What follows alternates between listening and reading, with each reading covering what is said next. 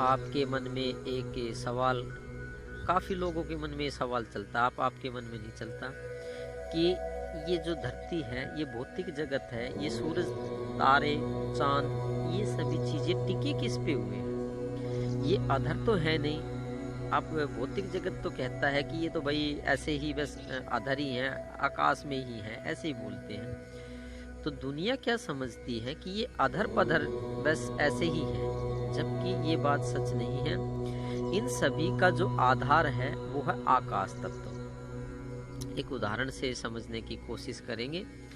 जैसे मछली है, मछली पानी में तैरती है। आपने मछली देखी होगी पानी में तैरती हुई, तो वहां पे वो समुद्र में तो आपको वो मछली समुद्र के अंदर तैरती दिखाई दे जाती है, आपको पानी दिखाई दे जाता है और आपको पता हो जाता है कि ये पानी में तैर रही है। तो सभी मछलियों का आधार क्या हुआ?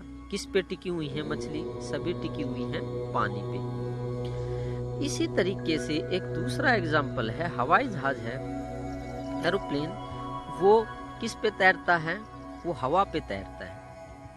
अब हवा पे तैरता है, हवा तो दिखाई नहीं देती, जबकि तैर वो हवा के ऊपर ही रही है। जो हवा के जो कण होते हैं वो बहुत बारीक होते हैं, वो दिखाई नहीं देते खुली आंखों से।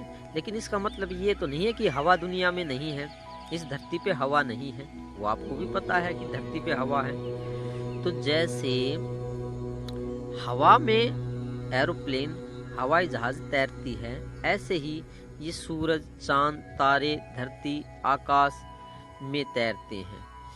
ये चांद तारे सभी आकाश में तैर रहे हैं, ये अधर पधर नहीं है। आप सोच रहे हैं कि बस अधर ही हैं, विज्ञान भी सोच रही है ये अधर ही, इनका कोई आधार नहीं है, इनका कोई बेस नहीं है। जैसे सामने एक पेड़ है, वो जमीन पे टिका हुआ है, तो ऐसे ही ये धरती, चांद, तारे, गैलेक्सीज, ये सभी आकाश पे टिकी हुई हैं, आकाश में तैर रही हैं और उस पे टिकी भी हुई हैं।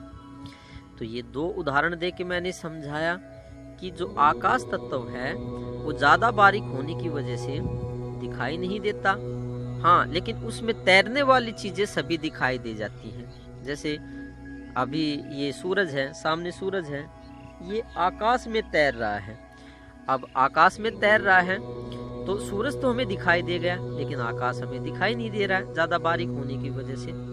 तो यहाँ पे दो तरह के समुद्र लगाओ। पहला वाला वो समुद्र जिसमें मछलियां तैरती हैं, उसका पानी हमें दिखाई देता है। दूसरा वाला समुद्र है आकाश का। आकाश का विस्तार बहुत लंबा चौड़ा है, अंतहीन है आकाश, लेकिन दिखाई भी नहीं देता है। तो इसी तरीके से ये बारीक समुद्र कह सकते हैं, इस आकाश को हम बारीक समुद्र कह सकते हैं। आप सोचते हैं कि जो आकाश है वो खाली जगह को आकाश कहते हैं, नहीं नहीं नहीं, नहीं, बिल्कुल नहीं। आकाश के भी अपने छोटे छोटे कण होते हैं, पार्टिकल्स होते हैं। तो उन पार्टिकल्स पे, उन कणों पे ये पूरा ब्रह्मांड तैर रहा है, पूरा यूनिवर्स, गैलेक्सीज, ये सभी उसी पे तैर रही है। और अभी कहते हैं कि विज्ञान का तो ऐसा है जी कि अभी तो इतनी चीजें पकड़ में आना मुश्किल है, अभी विज्ञान ने इतना डेवलपमेंट नहीं किया है। तो आज यही जानने की कोशिश की थी हमने कि ये जो भौतिक जगत है, जिसे हम ये सूरज, चांद, तारे कहते हैं, धरती है, ये टिके किस पे हुए हैं? तो ये सभी गैलेक्सीज और इसके अंदर जितने भी प्लैनेट्स हैं, सारे ग्रह हैं, ये सारे उसी में तैर रहे हैं, उसी पे टिके हुए हैं। तो शायद आपको समझ में आया होगा। आकाश तत्व के बारे में बताया मैंने, तो ये एक किस्म से बारीक समुद्र है। तो धन्यवाद आज के लिए। इस आकाश तत्व को जाने, आकाश की तरह फैले रहें, इससे दिमाग जो है उसमें हल्कापन रहता है। तो आपका दिन सुखमय हो, ऐसी मेरी सदा ही कामना रहती है। धन्यवाद आज के लिए।